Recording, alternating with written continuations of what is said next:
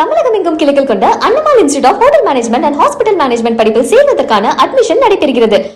சென்னை பட்டினப்பாக்கம் கடற்கரையில் விநாயகர் சிலைகள் கரைக்கப்பட்டதை தொடர்ந்து கடற்கரையில் குப்பைகள் அகற்றப்பட்ட போதிலும் இன்னும் சில இடங்களில் குப்பைகள் கரை ஒதுங்குவதால் மீனவர்கள் பாதிப்புக்கு ஆளாகி வருகின்றனர்.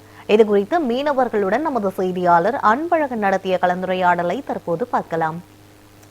அதிகபட்சமாக மரக்கட்டைகள், சவுக்கட்டைகள், இரும்பு தாதுகள், ரசாயன கலந்த விநாயகர் சிலைகள் இது அதிகமாக ஒதுங்கும் போது மாநகராட்சிக்கு சேர்ந்தவர்கள் அந்த குப்பையை எடுக்கிறாங்க. எடுக்கும் போது அந்த நொச்சிக்குப்பத்தில் உள்ள தொழில் செய்கிற பகுதியை எடுக்காமல் சாந்தம் பீச் மணல் பகுதியில் மட்டும்தான் அதிக கவனம் செலுத்துது மாநகராட்சி.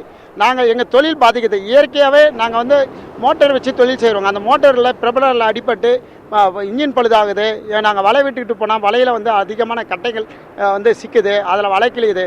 இந்த விநாயகர் சிலைகள் விடுறதுனால எங்களுக்கு பல ஆண்டுகளாக இந்த மீன் இனங்கள் இழப்புகள் நாங்கள் சந்திக்க வேண்டிய சூழ்நிலைக்கு தள்ளப்படுறோம். ஒவ்வொரு ஆண்டுகளும் விநாயகர் சிலை கரைப்பன் என்ற போர்வையில் நிறைய குப்பைகளும் நிறைய பாதிப்பான மீனவர்களுக்கு முறையற்ற ஒரு செயல்பாடில் தான் செயல்படுறது. இங்கிருந்து போகும்போது பார்த்தீங்கன்னா நம்ம மோட்டர் வச்ச போட்டு ப்ரொப்பல்லரில் துணியெலாம் இருக்குது பார்த்தீங்களா, விநாயகர் சிலையில் வர்றது அந்த எல்லாமே கயிறு ப்ரொப்பல்லரில் சுற்றிக்கிச்சுன்னா நம்ம மோட்டர் ஆஃப் ஆகிடும். ஆஃப் ஆகிடுச்சுன்னா பெரிய கடலில் நம்ம மாட்டிக்கிட்டா போட்டு கவர் வேண்டிய வாய்ப்பு இருக்குது. நிறைய பேருக்கு அடிப்படை வாய்ப்பு இருக்குது. நிறைய நடந்துட்டு தான் இருக்குது. கடலில் அவ்வளோ குப்பை இருக்குது. அவங்க எத்தனை கவர்மெண்ட் என்ன பார்க்குறாங்க, அசால்ட்டாக எத்தனை கடலில் விட்டு போயிடுவாங்க. நாங்கள் தான் மீனவர்களுக்கு தான் தெரியும் அந்த கஷ்டம் என்னென்னு. அதிகமாக இருந்தது. அடிபட்டு காலெல்லாம் அடிபட்டுலாம் கிடக்குது. இரும்பு ரொம்ப அந்த இரும்பு போட்டில் பட்டுச்சுன்னு வச்சுக்கோங்க, பயங்கரமாக உடஞ்சி பெரிய ஆபத்து விபத்தே ஆகும் போட்டில். அந்த டைமில் யார் நம்மளை காப்பாற்ற முடியும்?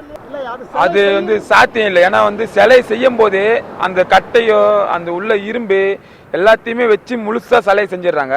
அது கிரெயின் மூலியமா தான் தூக்க முடியும். நம்மளால தூக்க முடியாது. கிரெயின் மூலியமா தூக்கின்னு போயிட்டு கீழே வச்சிடறாங்க. நம்ம ஆளுங்க என்ன பண்றாங்க, அது போயிட்டு அப்படி கடல்ல அலை அடிக்கிற இடத்துல தள்ளி விட்டுறாங்க.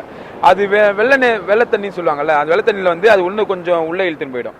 உள்ள இழுத்துன்னு போக பின்னாடி என்ன ஆயிடுச்சுன்னா, நாங்கள் மேலா தொழில் பண்ண முடியலன்னா கரை தொழில் தான் பண்ணி ஆகணும். கரை வலை விடும்போது அதுல நம்ம ஒரு வலை கூட்டணும்னா 40,000, 50,000, 60,000 அது மாதிரி ஆகும். அந்த வலை அந்த இதுல இரும்புல ராடுல மாட்டிச்சுன்னா எங்களுக்கு அந்த வலை நஷ்டம் தான். 50,000 போய் நஷ்டம் எங்களுக்கு போயிடுச்சு. அவ்வளவுதான், ஒன்றும் பண்ண முடியாது.